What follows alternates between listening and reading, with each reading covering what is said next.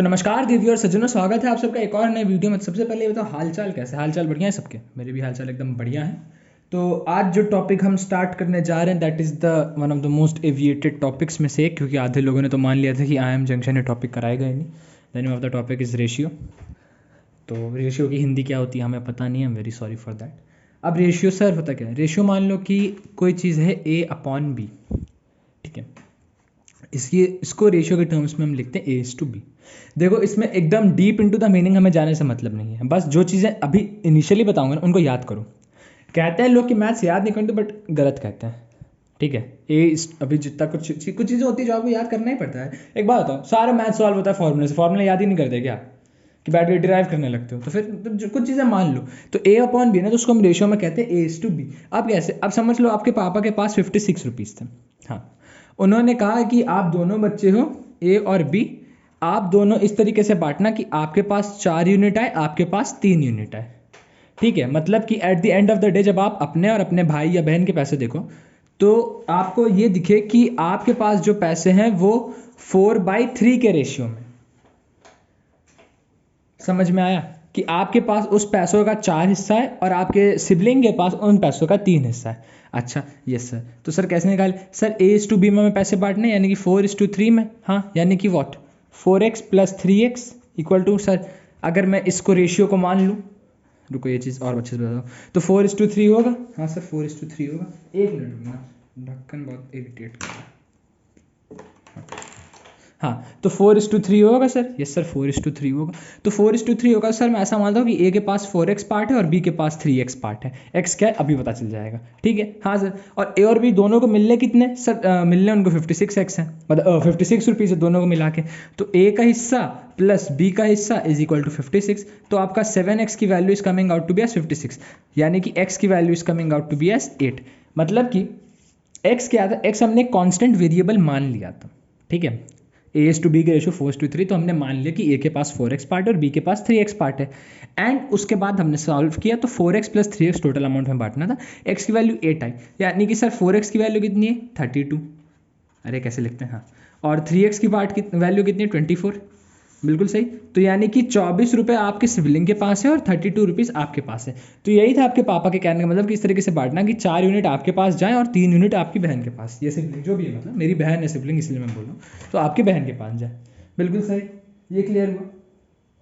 Normal part है यार। देखो एक और नॉर्मल सा क्वेश्चन लेते, समझ लो कि एग्जाम्पल 64, ठीक है। 64 किसी ने कहा कि 64 ना लो, हाँ 64 लो। किसी ने कहा कि 7 पार्ट आप एक बंदे को दे दो और 9 पार्ट आप दूसरे बंदे को दे दो। तो आपने कहा ठीक है, हम इसको 7x देंगे, इसको 9x देंगे। तो 7x + 9x is equal to 64 हो गया, हाँ।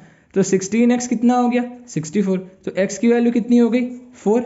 तो 7 4 ज़ा 28 एंड 9 4 ज़ा 36। तो यानी किसी के पास 28 रुपीज़ जाएंगे, किसी एक के पास 36 रुपीज़ जाएंगे।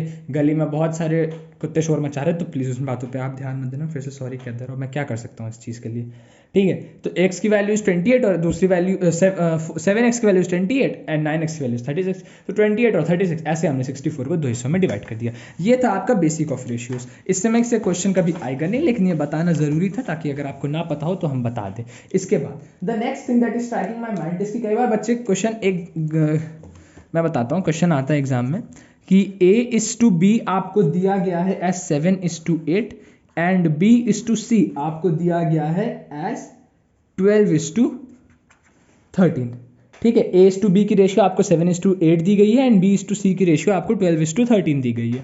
बिल्कुल सही, कोई दिक्कत नहीं। नो सर कोई दिक्कत नहीं।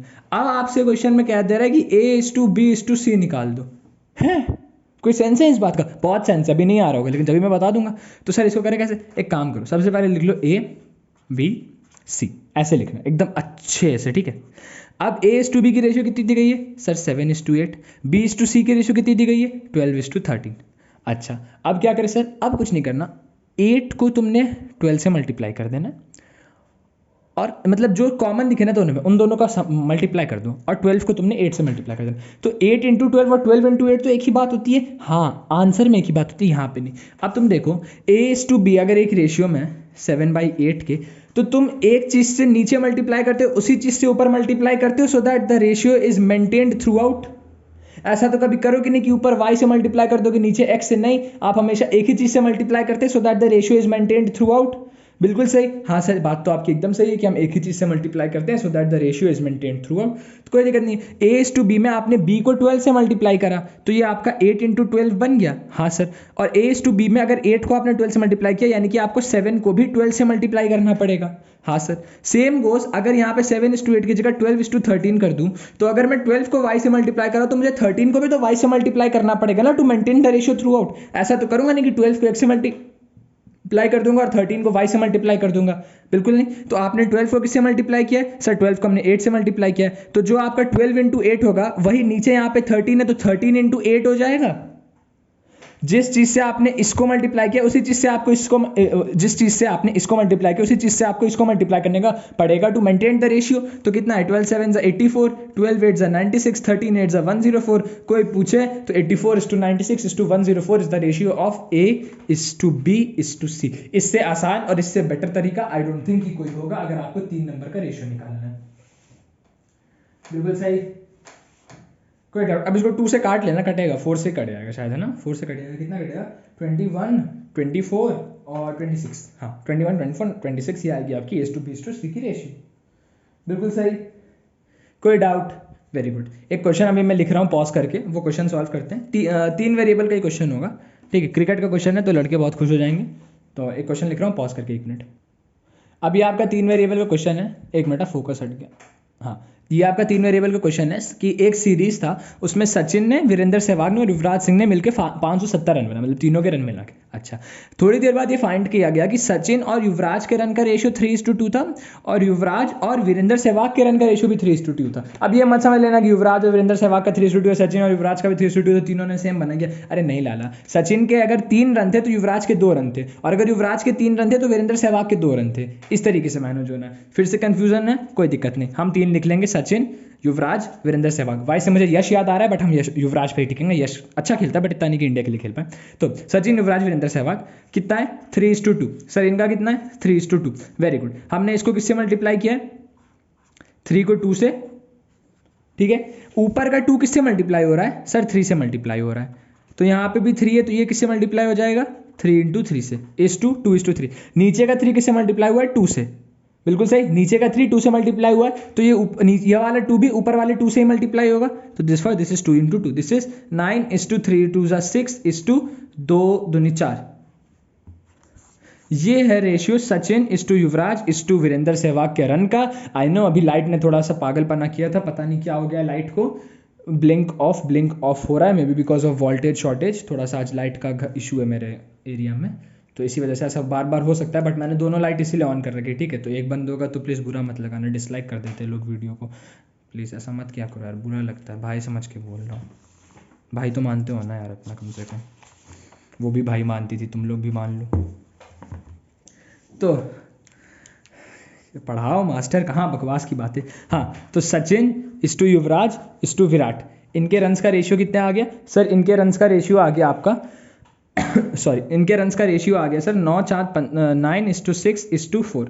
टोटल रन कितना बना? 9×4 = 19x। अगर हम तीनों ने मान लिया कि सचिन ने 9x रन बनाए, युवराज ने 6x और वीरेंद्र सहवाग ने 4x, ठीक है? फिर से पबजी वाले 4x में पहुंच गए होंगे DP+28 लेके, बहुत बढ़िया, कोई दिक्कत नहीं है। पढ़ाई पे आ जाइए वापस। तो 19x = 570, तो x = 1930, x 30 मतलब x, समझ गए यार, x की वैल्यू 30। तो सचिन के थे 9 × 30, युवराज पाजी के थे 6 × 30 और वीरेंद्र सहवाग पाजी के थे 4 × 30, यानी सचिन ने बनाए 270 रन एज यूजुअल, युवराज ने बनाए 180 run, not bad, Virender Sehwag ने बनाए 120 क्योंकि ओपन में सेंचुरी मारी बस। तो this is what was the scene of the series, ठीक? तो this is what the question meant कि for every 9 runs made by Sachin, Yuvraj made 6 runs and Virender Sehwag made 4 runs. इस तरीके से हम 3 नंबर्स का रेशियो लाते हैं। आई होप इसमें आपको इसके बाद कोई डाउट नहीं होना चाहिए, और ये काफी अच्छा क्वेश्चन था। वर्ड प्रॉब्लम में आज यही क्वेश्चन, आज मैं 3-4 कंसेप्ट पढ़ा दूंगा, और जो नेक्स्ट 2 वीडियोस आएंगे ना, उन 2 वीडियोस में देखना मैं बस क्वेश्चन कराऊंगा। एंड मैं लिटरली बता रहा हूँ, प्लीज वीडियो बंद मत कर देना उन दोनों वीडियो में कि मैं बस क्वेश्चन पे क्वेश्चन करा रहा हूँ यार। रेशियो ऐसी चीज़ है जिसमें जितने क्वेश्चन करोगे उतने पक्के होते जाओगे। हर क्वेश्चन में कुछ नया है, हर क्वेश्चन का अपना ही एक मजा है, और ये जो मज़ा है ये मज़ा लो, बहुत अच्छा है ये मज़ा, ठीक है? तो ये हो गया शीट गई साइड में। अब मैं देखता हूँ दोबारा और कौन सा पोर्शन पढ़ाना है। अब क्या है, अब है हाँ ये एक और मस्त चीज़ पढ़ाता हूँ तुम लोगों को। आज से पहले ये चीज़ नहीं पढ़ाऊँगा, पढ़ा होगा मतलब जो लोग पेड कोर्स ले चुके उन्होंने तो पढ़ाया होगा। क्या मतलब पेड कोर्स में अच्छी चीज़ें नहीं पढ़ाते। हाँ तो अगली चीज़ है, पढ़ाते हैं यार हर जगह अच्छी पढ़ाते हैं, बस बच्चे को भरोसा होना चाहिए टीचर पे। ठीक है, मैंने अपनी स्कूल लाइफ में यही गलती देखी है। एक मिनट ब्राइटनेस बढ़ा रहा, कि मुझे अपने टीचर्स पे कभी कभी भरोसा कम था कि नहीं आता है मेरे टीचर्स को या वो गलत पढ़ा रहे हैं। बट जिस दिन से मैंने मान लिया कि नहीं यार, पता है बहुत कम लोग पता है 11 में मैं मतलब 10th में भी अच्छा था, 11 में भी अच्छा था पढ़ने में, बट 11 में मेरा थोड़ा ध्यान हट गया था। ठीक है, वही रीज़न जो सबके साथ होता है, मैं झूठ नहीं बोलूँगा। बट मेरे अंदर ये भी होगा था कि मैं मानता ही था कि मेरे टीचर्स को आता है। तो मतलब मैं सोचता था कि यार टीचर्स क्या ही आता है, अलग पांडे सर से हम पढ़ ही रहे हैं, यहाँ से पढ़ लेंगे वहाँ से पढ़ लेंगे। तब अलग पांडे सर का ऐप कुछ नहीं था, तब वो यूट्यूब पे पढ़ाते थे, हमने यूट्यूब से ही पढ़ा उनसे। तो वहाँ से पढ़ लेंगे, ये करेंगे, टीचर्स को क्या याद है।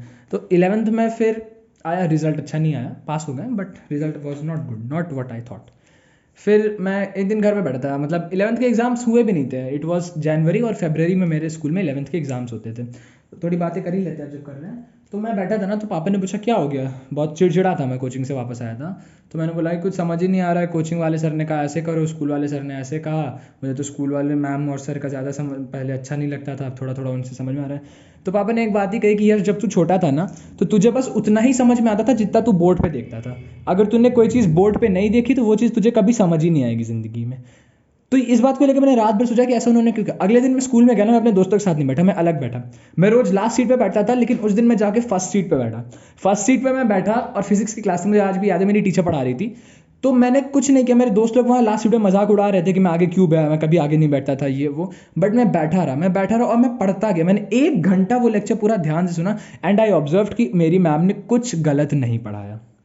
ठीक है, और उन्होंने कुछ ऐसा नहीं पढ़ाया कि वो theory was out of the box, या फिर मुझे ऐसा लगे कि ये चीज़ ऐसे नहीं वैसे होना चाहिए। नहीं, मैं सिर्फ फोकस करता गया, भले ही वो देख देख के पढ़ा रही थी एक बुक से या कुछ भी करके, लेकिन यार समझ में आया। At the end of the day जब मैं घर वापस आया तो मैंने देखा मेरे नोट्स मेंटेन थे, मेरे पास क्वेश्चन का आंसर था, मेरे पास मतलब वर्थ इट क्वेश्चंस मैंने सॉल्व कर रखे थे।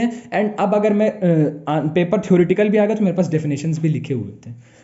तो यही है, बिलीव इन योर टीचर्स, चाहे जहाँ भी पढ़ रहे हो। ठीक है, कुछ टीचर्स होते हैं गलत, कुछ टीचर्स नहीं समझा पाते हैं, बट स्टिल बिलीव।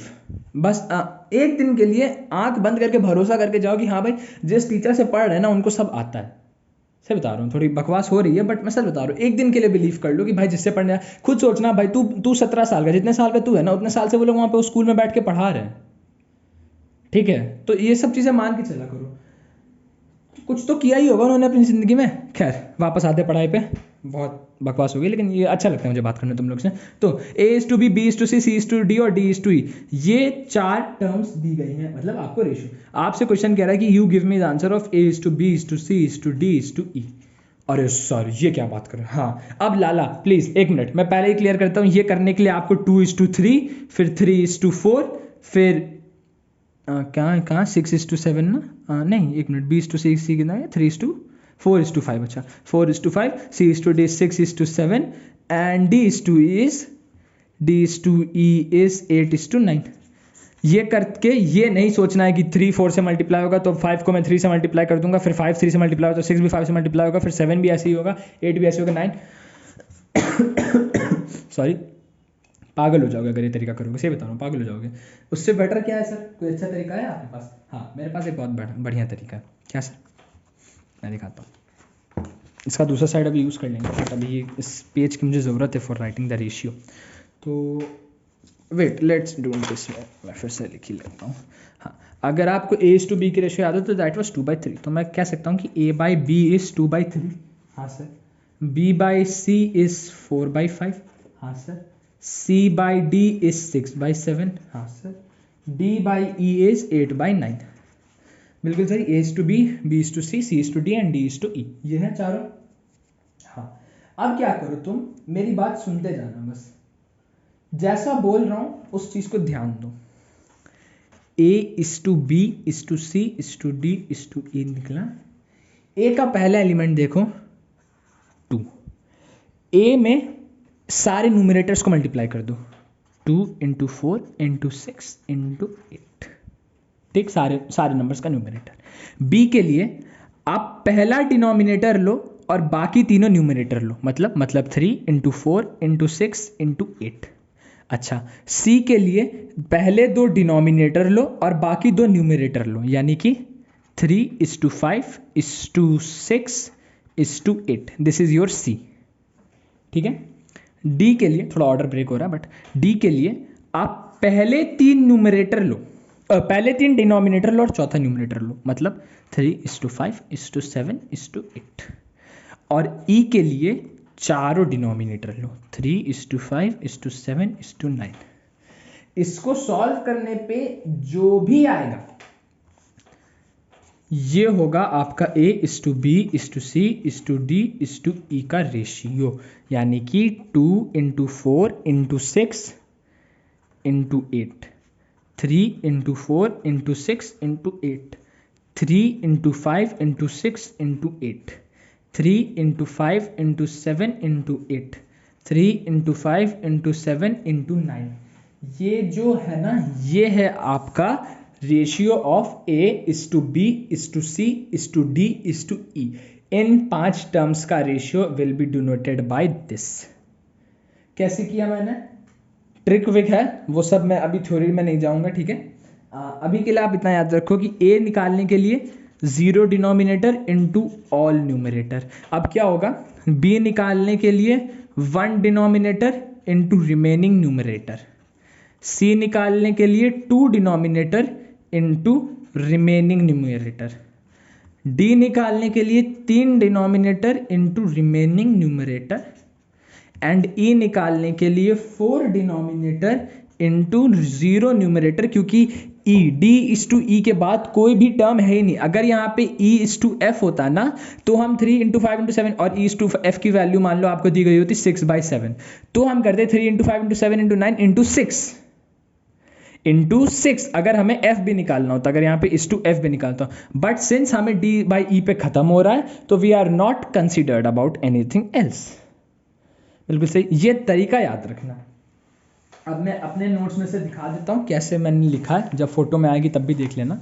देखो यहाँ पे A कैसे बना, फर्स्ट का न्यूमरेटर और दूसरे का भी न्यूमरेटर, और B कैसे बना, सेकंड का डिनोमिनेटर और बाकी का डिनोमिनेटर। ये तरीका हम तब करते जब A:B:C चाहिए। अब यही सेम तरीका हम A:B:C:D में लगा देंगे।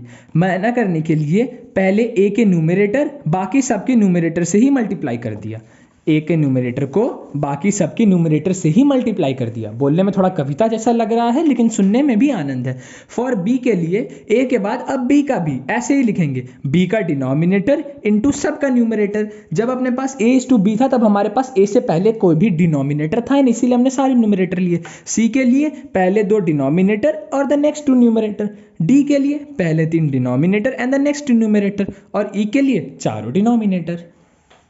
बिल्कुल सही, इतना आया। अब देखो हैक बोलो या ट्रिक बोलो, मैं वैसे जॉनथन को फॉलो करता हूँ, तो मतलब Jonathan is not my favourite player, but ठीक है मुझे अच्छा लगता है देखना जॉनथन को।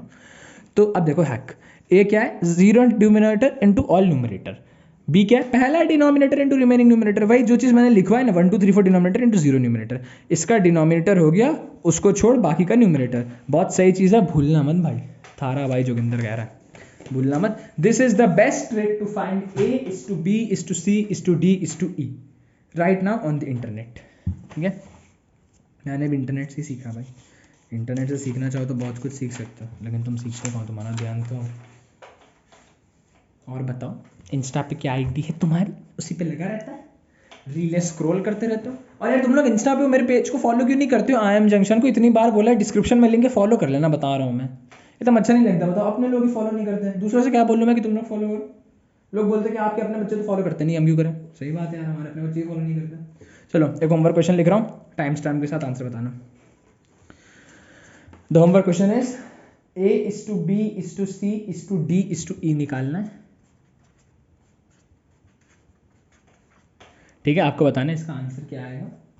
When it is given that A:B is 5:8, B:C is कितना 7:9, अच्छा this is not 2, this is 7:9, C:D is your 4:11 and D:E is your 2:13.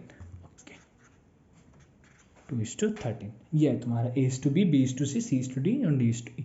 मुझे A:B, C:D का वैल्यू चाहिए। This is your homework question for the day. ये आपको मुझे solve करके comment बताना। जो बच्चा सबसे पहले बताएगा उसके कमेंट को पिन किया जाएगा। आजकल मैं देख रहा हूँ कोई बच्चा कमेंट में आंसर नहीं दे रहा है, तो अच्छा नहीं लगता है। प्लीज़ कमेंट में आंसर दिया करिए, हमें भी ग्रो करना है। आपका भी भला होगा, हमारा भी भला होगा। चलो moving on to the next part. Next part क्या है? अच्छा, next part is next part is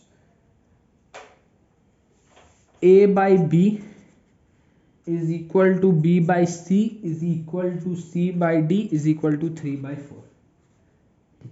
एक बाप के 4 बच्चे थे, A B C D, ठीक है, 4 बच्चे ए, और ये पता किया कि A और B को जो पैसा मिला उसका रेशियो 3/4 है, B और C को जो पैसे मिले वो भी 3/4 है, और C by D को जो पैसे मिले उसका रेशियो भी 3/4 है। तो A B C D चारों को जो पैसे मिले उसका रेशियो, और तो चारों को जो भी कुछ भी पैसे मिले होंगे उन पैसों से हमें पता चला कि A और B को मिला, और B और C को जो मिला, और C और D को जो मिला, उसका ratio was 3/4। That is maintained.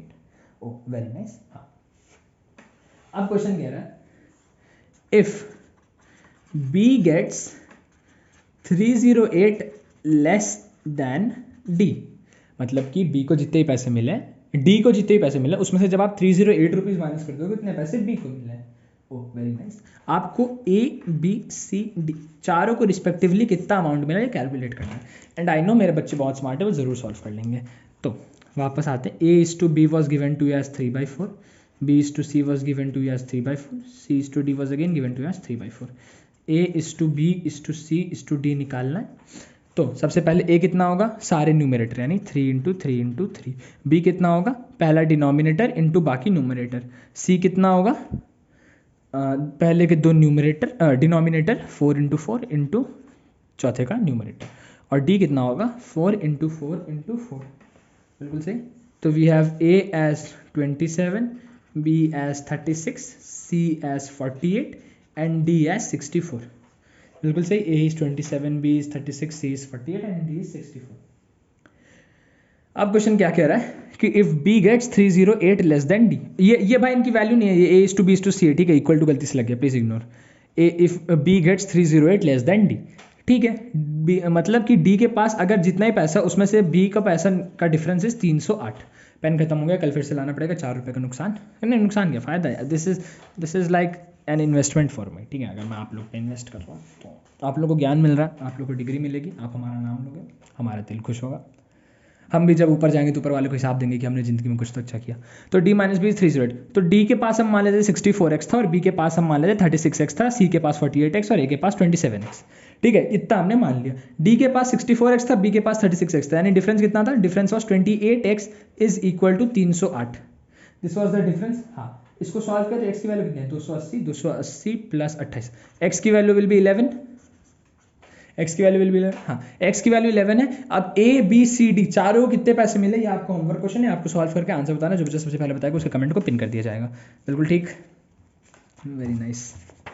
Moving on to another question. अब सिर्फ क्वेश्चन है और हर क्वेश्चन के साथ एक नया मजा है। आज के दिन का लास्ट क्वेश्चन है, इसके बाद बाकी 2 वीडियोज़ में हम कवर करेंगे, क्योंकि ज़्यादा हेक्टिक हम एक ही दिन में नहीं कराना चाहते, नहीं हम एक शॉर्ट में वीडियो को ख़त्म करना चाहते हैं, ठीक है। मैं पढ़ा रहा हूँ, अच्छे से पढ़ाऊँगा और आपको आपकी सीट मिलेगी। Whichever exam you are targeting you will get your seat. मैं बोल रहा हूँ, दिल से बोल रहा हूँ, ठीक है।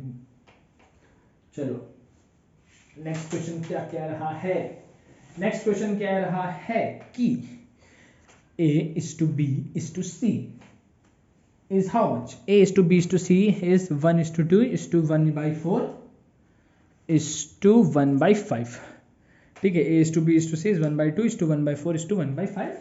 आपको निकालना है कि A:B to C। This is a very easy. ये भाई क्वेश्चन ये कंसेप्ट है, ठीक है। अभी मैं देखा तो मुझे को याद है, मैं सोचा था इसमें क्वेश्चन जैसा है क्या। कई बार कहते हैं कि ऐसे फ्रैक्शन मिलता है 1/2 1/4 1/5, तो बच्चे कंफ्यूज हो जाते हैं कि सर इसको कैसे करें, कैसे सॉल्व करें, क्या करें। तो मैं इसी का सॉल्यूशन बता रहा हूँ। कुछ नहीं करना है, काम करो, एलसीएम ले लो। आप कहोगे सर फिर एलसीएम, हाँ एलसीएम मुझे बहुत पसंद, मैं हर चीज़ में एलसीएम घुसा जाता हूँ। तो एलसीएम ले लिया आपने, 2 4 5 का एलसीएम कितना है सर, एलसीएम आया 20 आएगा, 2 से कटेगा, 4 से कटेगा, 5 से कटेगा। हाँ, एलसीएम 20 आएगा। 1/2 × 20 कर दो, 1/4 × 20 कर दो, और 1/5 × 20 कर दो, you will gate 10:5 1:4। This is the ratio of A:B:C। अगर आपसे पूछ लिया जाए कि आप मेरे को आंसर बता दो in not in fraction form. वैसे इसका क्वेश्चन डायरेक्टली नहीं आएगा, बट ये वैसे आ सकता है। डायरेक्टली तो कभी नहीं आएगा, बट किसी क्वेश्चन में इसका यूज हो सकता है, इसलिए मैंने बता दिया कि A:B:C is 10:5:4। ठीक, चलो इस वीडियो में बस इतना ही। If you have enjoyed watching this video then please make sure to hit the like button, subscribe button check कर लेना, दोस्तों के साथ रिकमेंड करो जो दोस्त सेम एग्जाम्स को टारगेट कर रहे हैं। आई नो रेशियो के बहुत सारे कंसेप्ट बाकी है, हम 2 वीडियो में उनको कवर कर लेंगे, don't worry, we are here for you. And तब तक के लिए पढ़ाई करते रहिए, ऑल द बेस्ट, ध्यान रखिए, गाना सुन लीजिए, शायरी सुन लीजिए, जो सुनना है सुनिए, जो करना है ज़िंदगी में हमेशा ज़िंदगी में करो, बट हमेशा भरोसा रखो उन चीज़ों पे जो आपकी मदद करना चाहते हैं, चाहे हम हो, आपके टीचर्स हों, आपके पेरेंट्स हों, because at the end of the life you will see कि आपके पेरेंट्स ही थे जो आपके साथ खड़े थे हमेशा। ठीक है, और अभी बहुत बच्चे मेरी बात नहीं मानेंगे, देखो ज्ञान देने वाला हूँ, जिसको बेकार लग रहा है वो स्किप कर सकता है, गाना सुन सकता है, जिसको सुनना है वो सुन ले। अभी बहुत बच्चे मेरी बात नहीं मानेंगे कि सर तो ऐसे ही कह रहे हैं ये वो। भाई सर ने भी एक्सपीरियंस किया, ठीक है, सर तुम्हारे जैसे ही हैं, I am just a normal regular guy और लाइक ऑल ऑफ यू। तो सर ने भी एक्सपीरियंस किया, सर को भी लगता था कि नहीं भाई ठीक है, कुछ दोस्त बहुत ज़्यादा ज़रूरी होते हैं, कुछ दोस्त हैं जो पेरेंट्स से ज़्यादा हैं, कुछ दोस्त हैं जो टीचर से ज़्यादा हैं। ज़िंदगी में हमेशा याद रखना कि टीचर्स से ज़्यादा कोई नहीं है तुम्हारे लिए, भले ही टीचर्स मारते हैं पीटते हैं, बट टीचर से ज़्यादा तुम्हें नॉलेज दिया उन्होंने तुम्हें इतना काबिल बनाया कि तुम मेरी बातें समझ पा रहे हो, उन्होंने इतना काबिल बनाया कि तुम पढ़ पा रहे हो। यू आर वेरी प्रिविलेज कि आपके पास रीडिंग और लिसनिंग स्किल्स तो हैं at least, and education is enough. अगर तुम पढ़ सकते हो और बोल सकते हो, आपके पेरेंट्स, उनसे ज़्यादा आपके लिए कोई नहीं कर सकता, कोई भी नहीं, कोई भी, लिटरली कोई भी नहीं। चाहे तुम्हारी कोई गर्लफ्रेंड हो, चाहे तुम्हारी कोई दोस्त हो या दोस्त हो, लड़का हो या लड़की हो, वो कितना भी बोले कि मैं तुम्हारे लिए हमेशा करूँगा या करूँगी ये वो, मेरे को भी बोला था, नहीं रुकी ना, तो ठीक है, no one will stay, I am saying this and I have no fear in saying this. उसको पता भी होगा, and if she is watching and if anyone is watching, मेरे दोस्त भी थे बहुत सारे, उन्होंने भी मुझे छोड़ा, तो ऑल दिस हैपन्स, इन सब पे बातों पे ध्यान मत दीजिए, बस एक्स्ट्रा ज्ञान थोड़ा सा दे दिया है। पढ़ाई करते रहिए, ध्यान रखिए, जो चीज़ें आपको मदद कर रही है हमेशा उनका पूरा यूज़ करिए, जो चीज़ें आपको लग रहा है कि आपको आपके सपनों से, आपके ड्रीम से, आपके एम से दूर कर रही है, उनसे कट लीजिए, एंजॉय करिए, गाना सुनिए। तब तक के लिए okay, bye bye, enjoy and make sure to hit the like button.